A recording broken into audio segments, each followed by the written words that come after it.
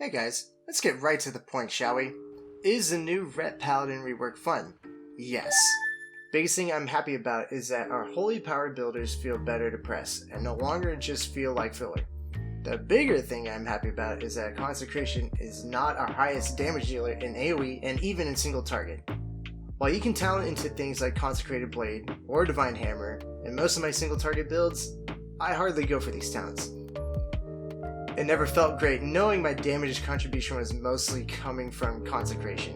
It never felt impactful to press, so seeing that in live version is pretty unsatisfying, but seeing Templar's Verdict or Final Verdict be our most significant contributor again is great. Seeing abilities like Blade of Justice, Judgment, and Crusader Strike in its various forms also feels great. Both the General Tree and Ret Tree have seen some talent node movements, allowing for stronger choices to be made for various builds. In the General Tree, some of the newer additions are Sanctified Plates, Crusader's Reprieve, Fate's Armor, and Lightforged Blessing, allowing for better survivability, sustain, and some extra utility for the party.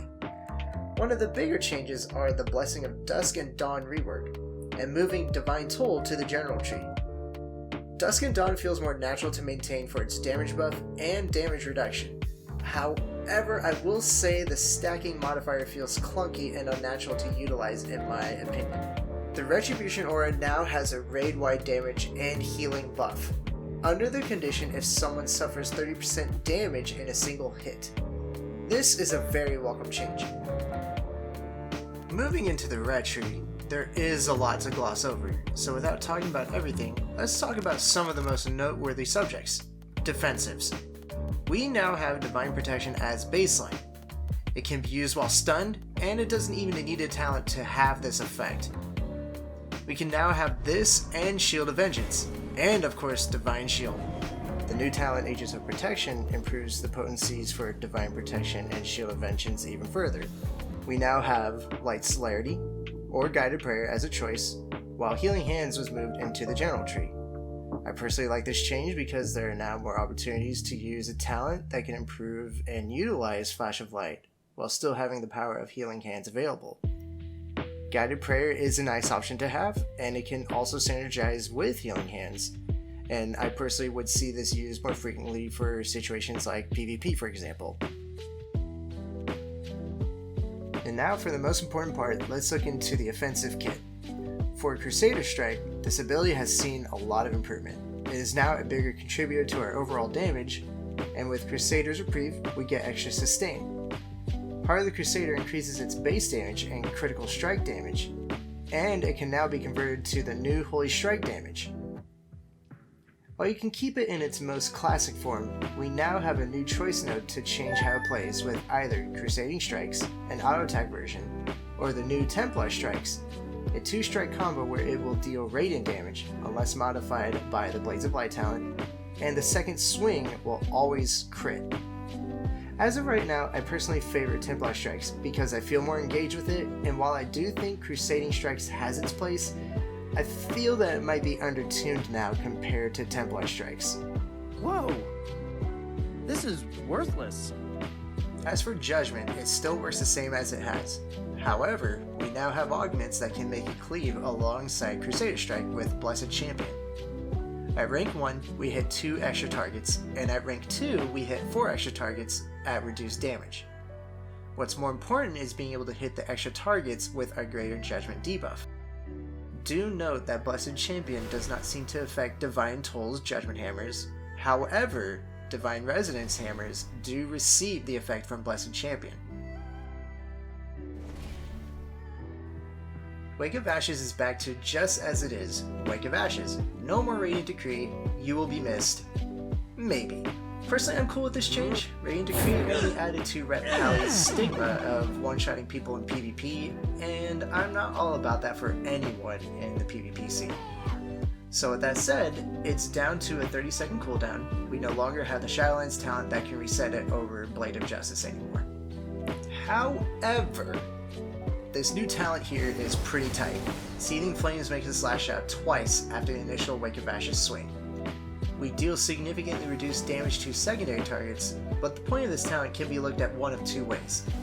The First way I look at it is it's primarily taken for bosses or raid fights, maybe tyrannical weeks, or this can still be used in general for mythics to get procs for Searing Light, a new talent introduced on the right side capstone. Searing Light has a chance to proc a beam of light when you deal radiant damage.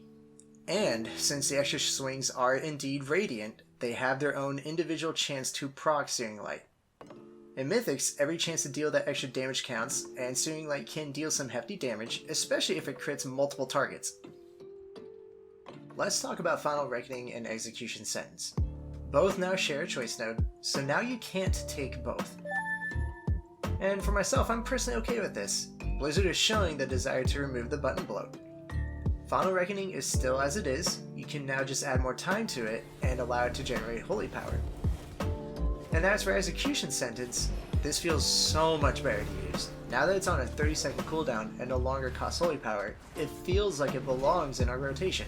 This has been something I've been wanting for this ability, as it always felt clunky to use in any form of content. I still wish it could deal splash damage to nearby targets, but beggars can't be choosers. Lastly, let's talk about Blades of Light and Divine Arbiter. Blizzard is now introducing Holy Strike damage, which is essentially part physical, part holy. And according to the forums, the one thing you need to note about this detail is if the target is more susceptible to physical damage, then physical damage will be calculated over holy. If they are more susceptible to magic or holy damage, then holy will be calculated over physical. In other words, your abilities don't deal 50-50, it's one or the other. I'm more intrigued with how this will play out for the future of Retribution Paladins. As this is a newer concept to the spec, only time will tell how this will affect us on a positive or a negative. As of right now, I think the idea is cool and can potentially be helpful under certain conditions like PvP, where physical damage may be more beneficial on particular targets. In general, my first impressions of the rework are very positive, and the most important part is it feels more fun to play, and it's more engaging than just hitting Consecration, because we all wanted this button to be this important. I think AoE red pallies are going to be even more insane than before, and as for single target, we might have some viable damage for once, but only time will tell. Have fun, you sweaty parsers. And until then, that's it from me. I'll do another video once the live build releases, and until then, this is Warpup. See you later!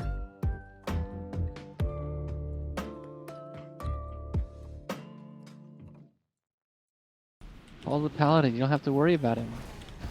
Because he doesn't matter. That's hurtful. How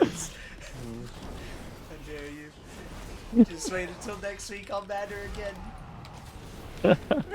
Next week he's gonna be stomping on our heads while we're drowning.